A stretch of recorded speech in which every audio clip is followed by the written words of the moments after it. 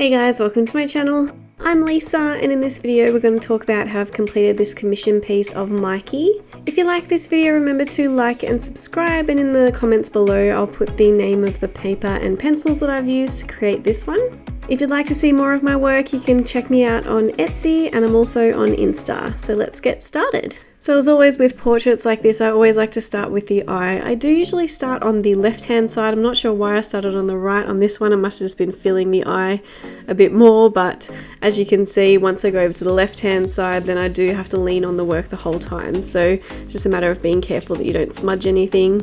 So when doing the eye, I go in with a dark sepia pencil and just do the rough outline. The colours that I put in the middle were the sky blue, indanthrene blue, and then making it darker with the Payne's grey and the dark sepia. To get the shiny look in the eye, I go in with the white Holbein waxy pencil, put down a wax resist before I go in with any colour, just to make sure that you're preserving that really white highlight. And then after you've put all of the colour down, you can go back over with the white Holbein pencil because it goes over pretty well and it will make it look more shiny, and you can blend it down sort of as you go. So because Mikey is more of a senior dog, there are a lot of sort of black and white speckles and that salt and pepper sort of thing going through his fur on the head and on the side of the face. So I just made sure that I went in with my fur strokes really far apart. So if you're putting your fur strokes really close together, it will give you more of a darker block colour.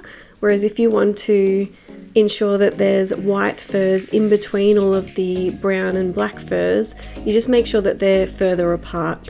And the more that you put down, then the more full the colour will look. So in the top of the face, like in the middle of his head, I've gone in with more layers and pencil strokes closer together, and then on the outside of the face where there's sort of the highlight and the lighter fur, I've gone in with them a little bit further apart and lighter colours as well. So I did find this fur really tricky as well, because as you go around the face it does go in different directions. So when you're putting down your fur strokes, you want to make sure that they're going in the direction of the fur, so making it shape around the face to make sure you're getting the bone structure of the animal, and also the same length as what you can see on the animal. So you don't want to go in with really long fur strokes on the side of the head or anything, because the fur isn't that long on the animal and it won't look realistic. So remember to do really short pencil strokes and make sure your pencil is really sharp.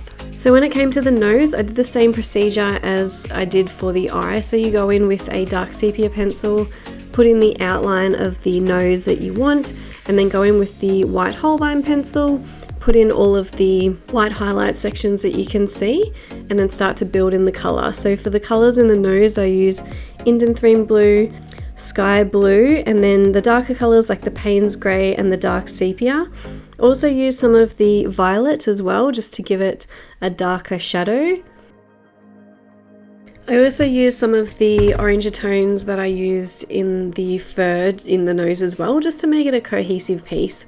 So I used some of the nougat and the burnt ochre as well in certain sections on the nose. So when it comes to white fur, the main thing to do is just go in with a warm grey one or a light grey colour, add in all of the shapes that you can see and put down a base layer, and then you can go in with your darker grey colours such as a warm grey 4 or a Payne's grey or something like that, and then build up the colours. So you don't want to put in too much colour, but putting in a little bit of blue. So I used some sky blue in the white fur, which gives it more depth and makes it look a little bit whiter. So once you get the majority of the fur in and the rest of the animal in, this is when you can sort of step back and have a look at where you need to go darker with your values and bring things forward. So underneath the neck and that sort of thing, I wanted to focus on that a lot, because that's what's going to make it look like the head is further forward than the body.